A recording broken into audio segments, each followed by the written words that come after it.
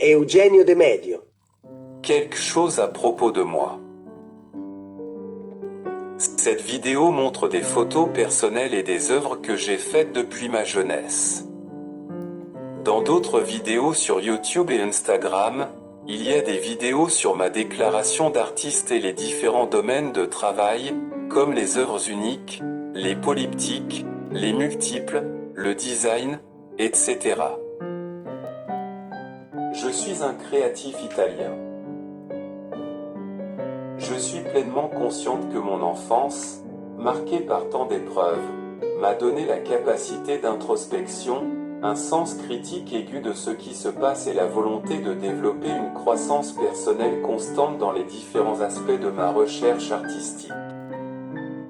J'ai commencé le dessin durant ma jeunesse, la page vierge reprenait l'espace de liberté où je pouvais me cacher, fuir la souffrance et le sentiment d'isolement. Ces morceaux de papier constituaient l'endroit où je pouvais m'envoler librement, sans entrave, surtout celle dressée par mon esprit pour de me rattacher à la vie. Le bruit du crayon glissant sur le papier me devenait insupportable, je devais fréquemment faire des pauses, car il me donnait l'impression d'être le reflet de mon esprit qui continuait à ruminer sans arrêt mes préoccupations. Finalement, j'ai opté pour les pastels qui, étant plus gras, ne m'ont pas dérangé. J'ai commencé à faire des esquisses rapides, puis à incorporer des couleurs, suivies de l'aquarelle, des huiles et ainsi de suite pour matérialiser mes idées. Ce style de création misant essentiellement sur la couleur et les textures plutôt que sur le dessin a finalement caractérisé mon expression à travers l'image. En tant qu'adolescent n'ayant pas eu la possibilité de suivre une formation artistique régulière, j'ai pris l'initiative de me plonger dans des ouvrages classiques d'histoire de l'art, comme Le Vite, de Vasari, Libro dell'arte, de Cennini, entre autres, et d'explorer diverses techniques picturales telles que la formation des couleurs, le griffonnage, l'incamotatura, etc. De plus, j'ai pu observer directement des œuvres de grands artistes présentées dans diverses galeries et musées d'Europe et des États-Unis. Ce sont des années de longue préparation qui m'ont progressivement conduit à la conviction que, s'il est nécessaire de dépasser les académismes, la matière et la technique constituent néanmoins une base solide très utile pour être libre de créer et de mûrir à tous égards.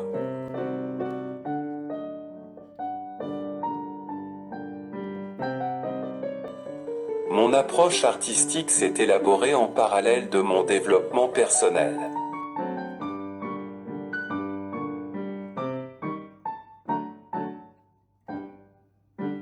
Par exemple, une expérience significative a été la chance de vivre plusieurs phases de ma jeunesse dans les régions frontalières. J'ai découvert que chaque champ d'action ou de savoir peut être perçu, décrit ou compris de diverses façons et qu'ils ont la capacité de se combiner et de s'enrichir mutuellement. Cette prise de conscience m'a conduit à exercer de nombreux intérêts dans l'art, le design, l'architecture, et ainsi de suite.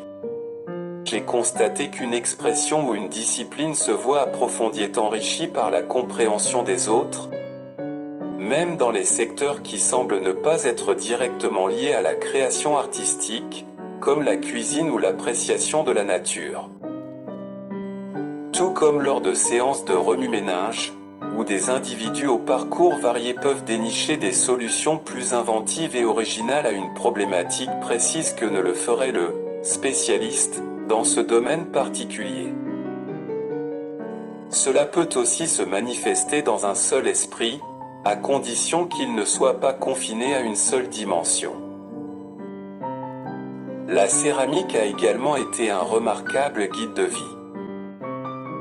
En apprenant dès mon jeune âge à manœuvrer le tour de potier, j'ai compris combien il est essentiel de maîtriser l'équilibre des forces pour atteindre la forme désirée.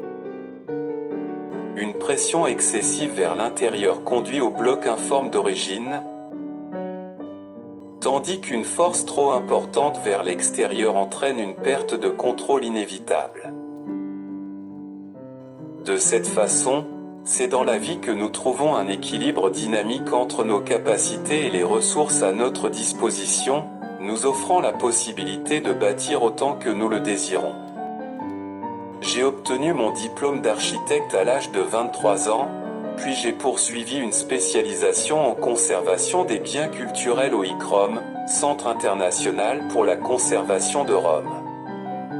J'ai approfondi mes connaissances dans le domaine de l'art et de la culture de la Renaissance en étudiant dans divers instituts internationaux tels que l'Accademia Nazionale dei Lincei, l'Université de Sienne, le Centre d'études internationales Andrea Palladio, la Fondation Cini, entre autres points. Suite à cela, j'ai intégré les rangs d'architecte du ministère pour les biens culturels.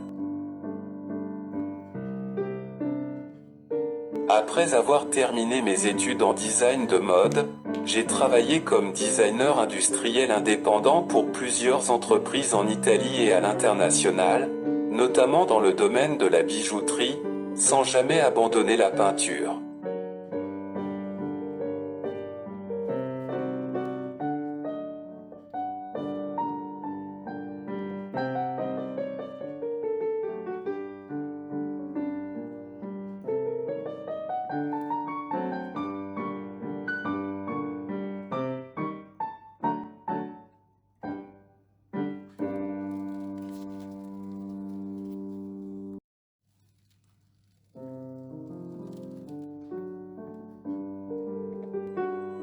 Ma technique picturale s'est affinée en même temps que mon développement personnel. À l'âge de 25 ans, mon implication dans une campagne de fouilles archéologiques au Forum romain m'a donné l'occasion d'aborder la vie avec un regard plus profond. Cela s'explique par le fait qu'au fond, ce qui est visible en surface résulte de ce qui se trouve sous la surface. Ceci est applicable aux couches archéologiques, à l'âme humaine et, de manière générale, à tout événement ou objet. Dans le domaine de la peinture, j'ai progressivement développé cette vision en superposant des strates de couleurs plus ou moins matérielles et transparentes qui ont ensuite été sculptées pour faire ressortir une partie de celle située en dessous à l'aide de spatules. L'élaboration et l'application de cette méthode ont abouti à la création d'un néologisme en me définissant un artéologiste. Mes peintures peuvent être classées en divers ensembles artistiques, caractérisés par des thèmes, des méthodes et des époques spécifiques. Toutefois, de manière générale, les œuvres figuratives et abstraites, ainsi que les analyses qui en découlent, poursuivent l'objectif constant de la quête d'archétypes, qu'ils concernent des personnages ou des objets emblématiques, des symboles, des lemmes, etc.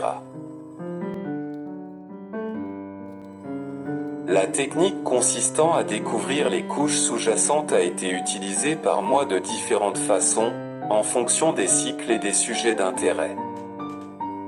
Tout d'abord, lors des premières recherches sur les objets iconiques, les différentes strates ont été recouvertes, puis les couches supérieures ont été grattées.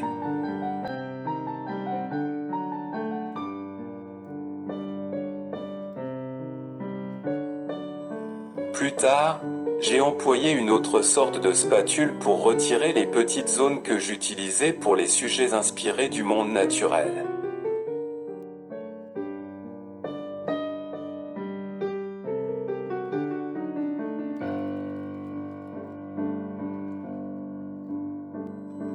J'ai par la suite élargi mes travaux de recherche pour me concentrer sur les lemmes.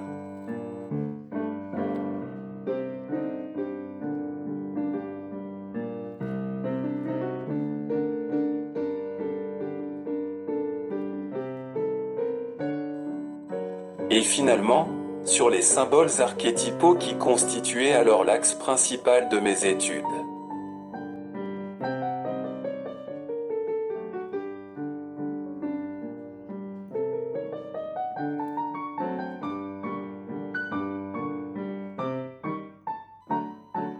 Parfois, les symboles sont associés à d'autres éléments archétypaux tels que des personnages ou des objets iconiques, des labyrinthes, etc.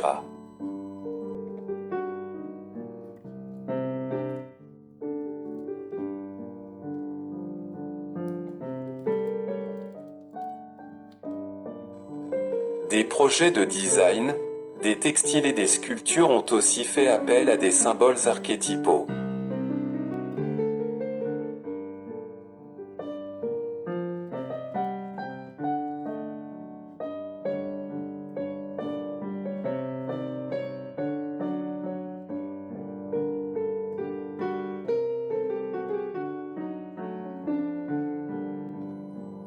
Le répertoire d'archétypes s'élargit actuellement à un nouveau champ d'exploration où les symboles se connectent à des surfaces non planes, englobant non seulement l'espace de fond, l'espace pictural et l'espace de la personne qui observe, mais également la lumière et le temps. Cela fait référence au concept que l'on nomme chronotope dans les recherches en physique, soit l'espace-temps à 4 dimensions.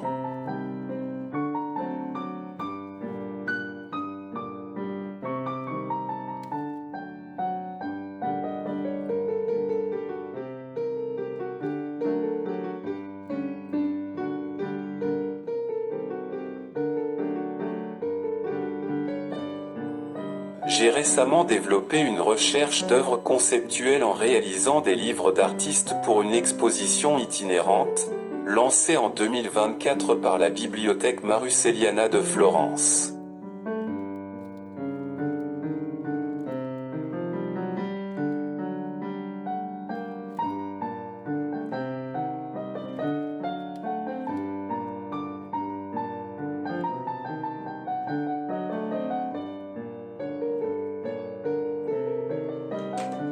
En 2024, mes travaux de recherche sur les archétypes ont été examinés à l'Académie des Beaux-Arts de Rome.